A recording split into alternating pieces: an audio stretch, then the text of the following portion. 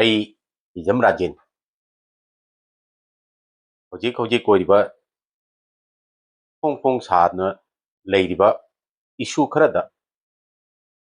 asum mayamda wari watai sanasi hadna ngasi video si semjarakpani asengbadi Assam gi election da Meetei machama chahi jangkai hundogi matungda national party amadagi ticket fangakpa sida mayam chamamnaba madi koingaungnaba amakak pokasida aisu Meetei machama oibagi aigi duty aigi kari thoudang lei haibado masi gidamakta aina video si semjabani aikoi issue sida laksiko ahan maktada khoigi mioi ba haibasi ikai khunba yauna hingba haibasi masa masagi right amani article 14 and 19 asi Indian constitution gi hoi mapan lebaki moigi constitution na kari haiba Burma natraga Bangladesh ki constitution na kari haiba adudi ai khangjadre adu ngasi India gi ona Bharat ki ona adu khakta natana koigi mioi ba ama natraga kanagumba mana masa matomda lepa ngamba haibase masi koigi maha adugi yanglin sarupali habise takune jati ama Furup ama masa matomda lepa ngami haibase natraga kanagumba ma masa matomda lepa ngami haibase mahaki yanglin sarupali haiba takune madu leptaba lepa ngamdaba dubu Tinthroka Tinthroka akoigi thangatpada tok launa taba magi masagi stand lejadaba mina lepu habda tok launa makada kana to kitang kullu habda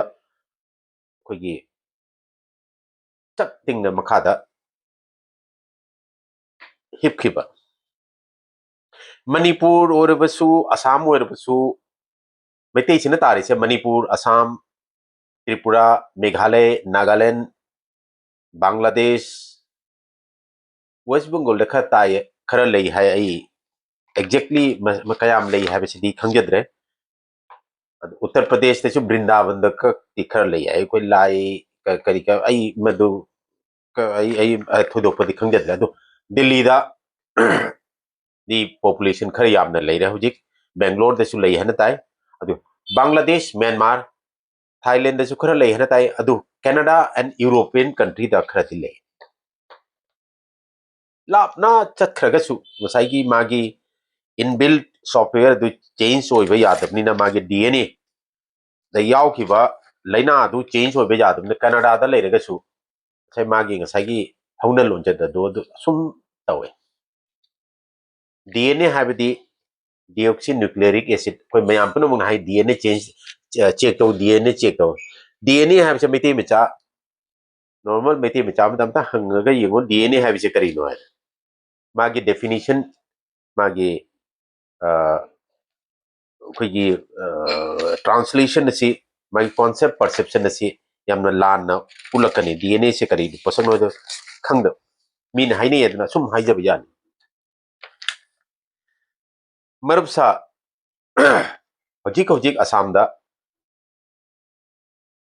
Assam assembly ki election chali democracy ki mingda dalali tawriba dalali habise Meetei ronda kari haitari wanumba haiba democracy di mayam gi wa se ayam mina haiba wa du yanaba ai tasengna maki ai Meetei lon si yam thina Delhi da chahi nifu muk leira gasu Meetei lon si yamna pamjaba ai gi lon leina mi gi maron du sijinab da yamna pamjade adu maram maduna Meetei Manipuri habegi mohta Meetei hana haiba Meetei Manipuri lon habegi mohta Meetei lon hana habi se yam thina pamjaba aina haidraga mina promotion to aina haidraga mina bu aigi da bukta haibiroye aduna aina haidraga di mina su haibiroye masi yamna luru bu wafamne Assam दा होजिक election assembly election 126 election sorry assembly की असम की assembly की से असम की assembly सिदा constituency से 126 ni manipur only 60 tripura 60 मरुप सा मैती की political scenario से यामना मथोंग चादरे मणिपुर सो रेसनु असम सो रेसनु त्रिपुरा दी खर फरी त्रिपुरा दी मैती की पोजीशन से very strong यामना फै तौबुदी मैती खक्तगी कम्युनिटी वाइज पॉलिटिक्स तौब से खरादी लुई इंडिया दा करी नदी इंडिया सी कोई इलेक्टोरल डेमोक्रेसी चटपनीना कोई मेजोरिटी इज ग्रांटेड हाइबकी वाफम अमले 1952 दा कोई इंडिया की कॉन्स्टिट्यूशन से वी द पीपल हाइना डॉक्टर भीमराव अंबेडकर 1947 की मतुंगदा कॉन्स्टिट्यूशन से चलाबगी मतुंगदा इलेक्शन तौरगा लापा दुना मागी रिप्रेजेंटेशन अदुना कोई मोइगे भीमराव अंबेडकर ने हर मामले जिसका संख्या जितनी भारी उसकी उतनी भागीदारी है बिदी मागी मी अदुक लेबदु अदि अदुक यामना लेबदुगी मोइगी मागी शेयर से अदुक यामना फंगदबनी है मणिपुर सु असम सु अखोई मैते से खोई मसागी लेबाकता मसागी केनोदा फुरुपता लोयल लोइबसे खरा वाले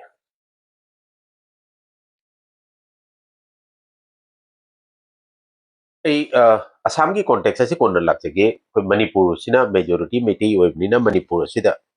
मणिपुर असुक जाम फॉरेन आदि मपान की मी लाक्तुना लेबिसे करीब ILP चली है अदु चली है अदुदी बॉर्डर दा अदु असम दा अदुगुम तौदी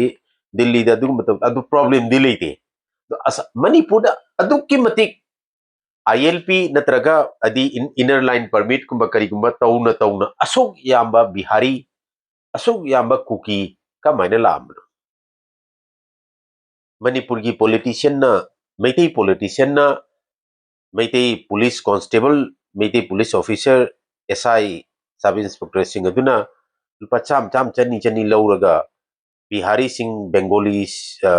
मुस्लिम सिंह बेंगोली सिंह मिरोन लोन सिंह अदु लोन लोना बॉर्डर मनुंदगी कौशलगा मणिपुर सेटलमेंट तौहलमदब तारगदी कुकी सिंह मपानदगी लाको आई कुकी दी हाइनिंग कई नदी कुकी ऐसी नॉन एग्जिस्टेंस कम्युनिटी अमने कुकी ऐसी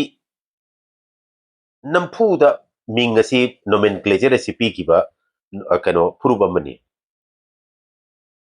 तौबुदी हजिक एग्जिस्टेंशियल लाबनिना आई मसी मरमदसु हाजरगे मखोइना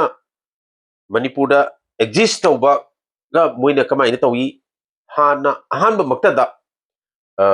ब्यूरोक्रेसी दा पाइना बान होना होनरमी ऑफिस पुनमक्ता चेयर पुनमक्ता टेबल पुनमक्ता मोइगी मी अमम लेना होनरमी मैतै पॉलिटिशियन सिंगना मैतै ब्यूरोक्रेट सिंगना अदुमगी पॉलिसी से केलुवेदे तौरमदे मैतै पुलिस ना मैतै कस्टम ऑफिसर ना बॉर्डर दगी मखोय सी सेन लौरगा मणिपुर मनुंग इंजलमे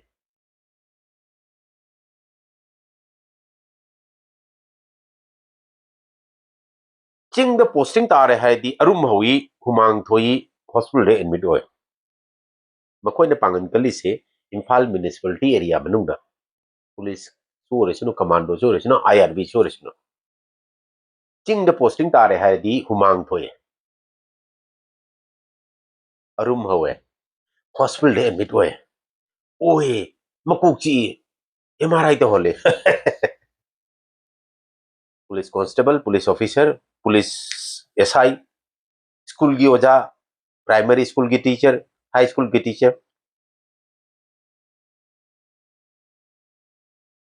नखोइना नखोई की एडमिनिस्ट्रेशन द एग्जीक्यूटिव द सोइरमदगी मणिपुर असी असुक वाबने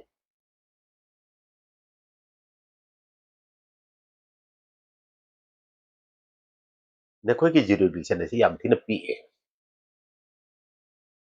मणिपुर की चीफ मिनिस्टर मसागी स्टेट द मसागी डिस्ट्रिक्ट द मसागी एरिया दा ꯆꯠꯄ ꯉꯝꯗꯕꯁꯤꯕꯨ ꯀꯔꯝꯕ ꯁ꯭ꯇꯦꯠꯀꯤ ꯀꯔꯝꯕ ꯑꯦꯗꯃꯤꯅꯤꯁꯇ꯭ꯔꯦꯁꯟ ꯗꯤꯜꯂꯤꯒꯤ ꯊꯧꯗꯥꯔꯣꯏ ꯃꯥꯜꯂꯦ ꯀꯨꯀꯤ ꯑꯗꯨ ꯑꯗꯥ ꯍꯥꯏꯅ ꯑꯗꯨꯒꯨꯝꯕꯒꯤ ꯑꯗꯨ ꯍꯥꯏꯔꯒ ꯌꯨꯝꯕꯤ ꯃꯔꯨꯝꯗ ꯂꯣꯠꯄꯗꯣ ꯑꯗꯨ ꯌꯥꯝꯅ ꯐꯖꯗꯦ ꯃꯩꯇꯩ ꯄꯣꯂꯤꯇꯤꯁꯤꯌꯟꯅ ꯈꯟꯕꯁꯦ only Meitei municipal corporation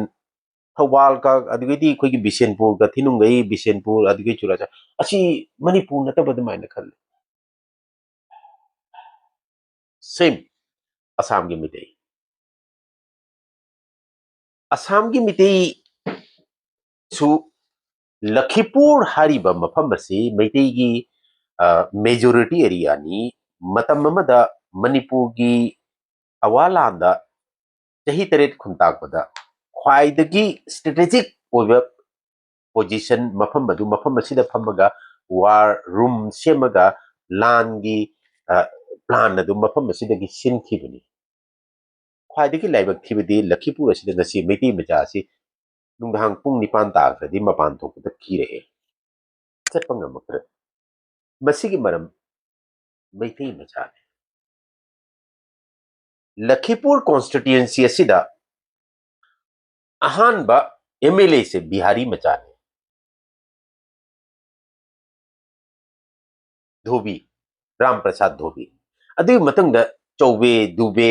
Pandey ग्वाला ग्वाला हाइबा मियोय असिना बिहार ओरिजिन नि ग्वाला हाइबा मियोय असिना नियर अबाउट 30 मागी फैमिली सिना ग्वाला 1 ग्वाला 2 दिनेश प्रसाद ग्वाला मचानिपा राजदीप ग्वाला अदुगी मथंगदा अदुसु बिहार ओरिजिन मधुना राय है अपर अखोगी बिहार द भूमियार कवे भूमियार है अपर कास्ट ब्राह्मण अदुगी चिंगे अदुगी ग्वाला है ओबीसी मुक चिंगे दिनेश प्रसाद ग्वाला राजदीप ग्वाला मचानिपा ऐसे कनागुमबी मायुक्त ngang बनते असम की कॉन्टेक्स्ट असम द मैतै मेजॉरिटी ओइना असम से मैतै की मफम ओइना हिंदी स्पीकिंग बिहार दगी लाकपा दुने MLA ओइदना मखोइगी मखादा थबक तौरिबा सिनी ख्वाइदगी लुरिबा वहंग असे राजनीति नत्रग पॉलिटिक्स हारिबा पोसक असी थोंग पुनमकी चाबी की लोई पुनमकी सॉल्यूशन असी पॉलिटिक्स असिना सॉल्यूशन सिगी मागी रिजल्ट पुरक्तोइने गुवाहाटी डिस्पुट फमीबा 126 गैंग असिना मैतै असी मखोइगी एरिना असिदा चंगक्तनबा मतम मतमदा रिलीज तौखिबा डोपामिन एड्रेनलिन नंगोंदा असी पीनी मैतै इंटेलेक्चुअल नि हने लेइबा doctor engineer ACS professor assistant professor lecturer scientist मीना फक थारगा फमल्ले ममांगदा कारपेट थारगा फमल्ले नंग फमुसे आई नंगोंदा पीनी नंगी कानबा नंगबु नंगी चाखुंग पीनी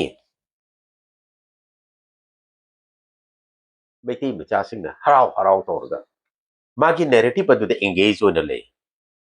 मागी असेंगबे इशू दिसपुर मनुंग फमगदोरबा दिसपुर की 126 ऑफिस अदुगी मनुंग मैतै ऑफिस अमा सेमची मैतै की स्पेस अमा सेमची हाबिदो कावहल्लेबा नसागी इंजीनियरिंग ऑफ नैरेटिव अदुना नैरेटिव असी मतम पुरुम engineer तौरगा थम्मे you have been engaged by narrative engineer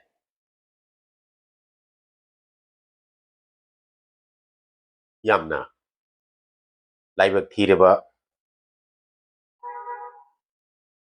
aigi furup ai sumite ni democracy की mingda dalali tauba hojik Lakhipur मियोय खरना हाइबताई Meitei ase democracy masa khangdaba democracy da ikai khumnadaba democracy habse kari posagno democracy du da aigi share aigi saruk yaudраga madu karma democracy no mina lemna piraga mina yenba piraga mina bikhan piraga adu chaba du karma democracy cheng keji manga lemna charaga madu karma democracy nangi stand leitra nasagi stand leitra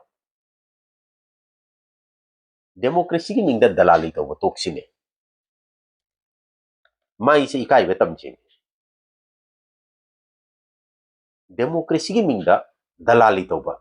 dalali habdi wanumba habni koi myo kharana masi dalali habsi agent nikana hai agent nati agent habdina to pani dalal habsina to pani koi english ta harga si atopa kari habdi tai lobbying to ba democracy ki mingda dalali to Meitei da adu pini ada pini hena adugumba koi lalach koi greedy oigadu posak khara utlaga namai namang du utlaga koi nga khoi chopada koi nga gi chinja khara thadabdo atumai tona chinja khara thadarga aikoi bu engage towe aikoi gi ACS APS officer ACS Assam Civil Service Officer Manipur MCS sabdo Manipur Civil Service sabdo ado Assam Civil Service Officer retire singdo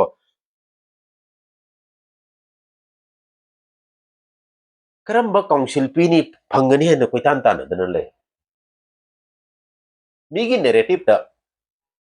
migi narrative ta nang agenda do saraga nangi aigi miti ichini naw singa do delusion natraga deception haigadra amambada pangkhokla na lai sabdo no khoi tawro nu satellite autonomous council meitei ne tari se district kun ma thoi mai na tai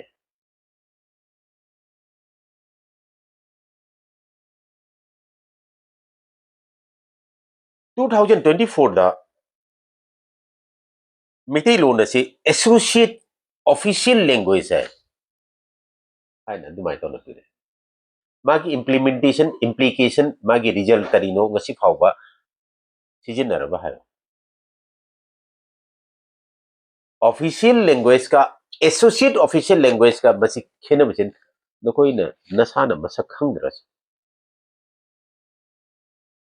furup amagi dalali tawsi yamna ikai ningai ne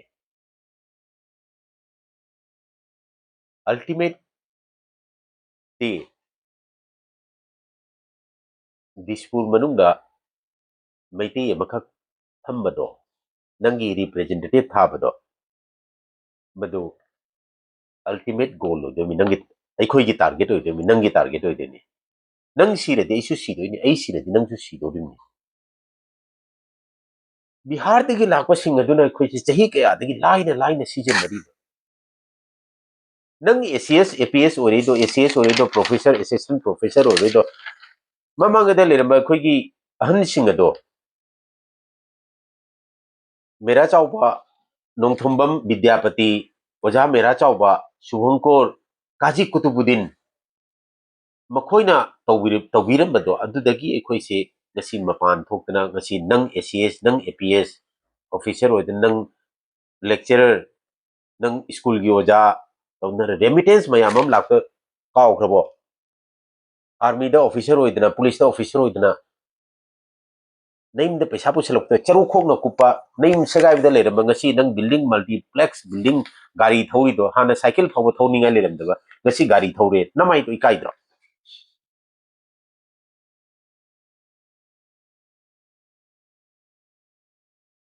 ai haige tause Manipur 1947 da ningtamba matungda Manipur gidi masagi assembly 1947 dagi hauraga 1948 मसागी constitution सेमगा लाइबक थीबदी Sardar Patel अदुदगी Nehru कोइने तौरगा करम condition दा शिलोंग दा merger agreement तौगी no हाइबसी हाइदसु मयाम Poonam लोइने खंगी बगतनी मी नाइने gun point तौबने ना आई मधु यानिंगदे कोइगे मिन नौ होगदबनिना बुधचंद्रना sign तौरमनिना निंथौमना sign तौरमनिना community सिंग अदुगी मायोक्ता तौरमियना हाय अदुबु निंथौदुगिसु मसागी कानब येंगमजा येंगमदब जाय लुपा लाख अमा pension fungi अदु अदा सी मसी तोखरसी मसी गसी इंडिया की पार्ट अमा ओरबनिना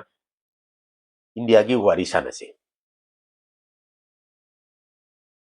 मणिपुर की प्रियव्रत अहान चीफ मिनिस्टर अदुगी पोस्ट इंडिपेंडेंट इंडिया दा चंगबगी मतुंगदा अदुगी चीफ मिनिस्टर अदु अदा अदुदी मणिपुर की ngasi फाव वेरी क्लियर मखोय गिदी खरदी लेनी हौजिक निफु लेरी हयेंग कुंथ्रा दुगा कुमक पयाय कइनदी तौरिब लमचा साजत सिनदी हयेंग कुंथ्रा दसु मिनिमाइज होर पयाय एनदी मणिपुर दा मणिपुर दा कोई डिलिमिटेशन प्लस सेंसस सु होर कदोइने मरम बदना हौजिक 40 लेसिगे 30 फाव दा मिनिमाइज होर पयाय कइनदी मखोयने तौरिबा मणिपुर की पॉलिटिशियन सिंगना तौरिबा करप्शन अदुगे प्लस मखोय की आउटपुट सिंग अदु उरगा दिल्ली ने फजन खंगी मखोय सि थौदारोय ने सिजनबा याय तो अदुना मणिपुर की एमएलए कना कना नो हदो लोइने खंगी बने दो हाइरबसे असम दा हान बना 1946 दा प्री इंडिपेंडेंट प्रोविंशियल असेंबली हैदना लेरमी अदुदा अहानबा नोंथोंबम विद्यापति हाइलाकांडी डिस्ट्रिक्ट दगी हाइलाकांडी कॉन्स्टिट्यूएंसी दगी मासे एमएलए अहानबा मेटे एमएलए हिजमे राबोट सिलचर कॉन्स्टिट्यूएंसी दगी लेपी हयेंग भोट थादगने अदुदा अहिंगदुदा मागी पार्टी ना हिजमे राबोटी मणिपुर दगी नी मादी मिटे नि माउंदा भोट हापनो मासे वेरी मार्जिनल भोट तमासे लेहोरे नतदि महाकसु एमएलए असम दो ओरमगदमनी पोस्ट इंडिपेंडेंट मेरा चाव सिंह शुभंकर सिंह काजी कुतुबुद्दीन मिटे पांगल अधिक मतुंगा दिनेश ग्वाला से लाभने दिनेश ग्वाला सिना 1970 तगी 1983 फावबा सॉरी 1983 तगी 2014 फावबा अदरगी मचानिपा राजीव ग्वाला अदुगी मतुंगा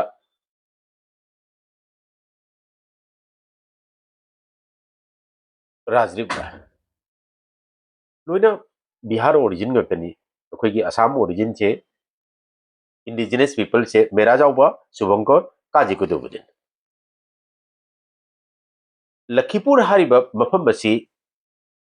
मतम अमदा 40,000 प्लस वोटर लेरमे हजिक असम सरकार असिना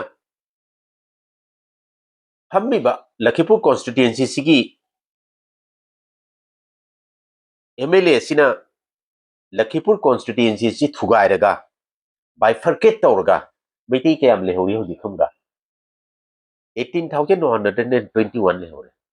मेटी से मतम पुनमक्ता लाइफ टाइम वोटर होइनबा कैदवदा दिसपुर मनुंग चंगक तनबा 126 एमएलए सिंग अदुगी मनुंग मोगी एरिना अदुदा मोगी क्लब अदुदा 126 की क्लब अदुदा चंगक तनबा हना अदुगुमगी प्रोविजन अमा थमग्रो तसी होजिक मुक कोगी केनोदा त्रिपुरादा अहानबदा आरके कमलजीत महाकी मतुंगदा सोराइजम कामिनी कुमार महाकी मतुंगदा बिरजित सिन्हा 1980 तकी ngasi फावबा सिटिंग एमएलए नी one of the longest serving MLA होय 2018 दा मा अमुक माइथिरुरे पावर हैबसी न्यू दुगी मथक लेये मागी गट्स मागी पर्सनालिटी अदुगी मथक लेये बिरजित सिन्हा हारिबसे एआईसीसी की मेंबर ने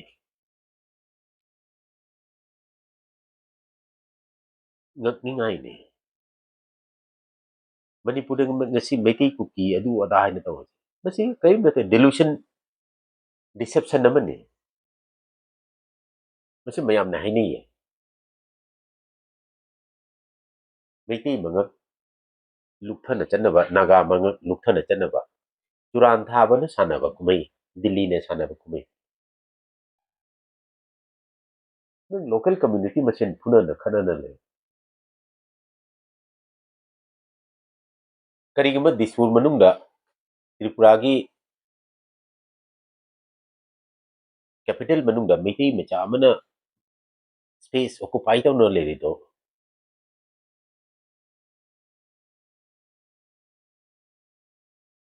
tawthokningai natra manipur oresu nagaland oresu mizoram oresu chatkadori lambi se guwahati targa chatone mafam haiba sigi yam thina yamna chawrba mafam amasu le dispur 126 ki club adu da meitei yamagi office nang na ina semba taragadi dispur manungda thabak phandang ngacham thangatlaga haina humna chatpada karinde dingasi guwahati da su meitei mayam ama leire meitei mp ka lepe na tai dalali tawbsi kamai no adukki matik hatte habsi dalali tawba kangbusina khangmam thoi dispur manungda meitei macha ama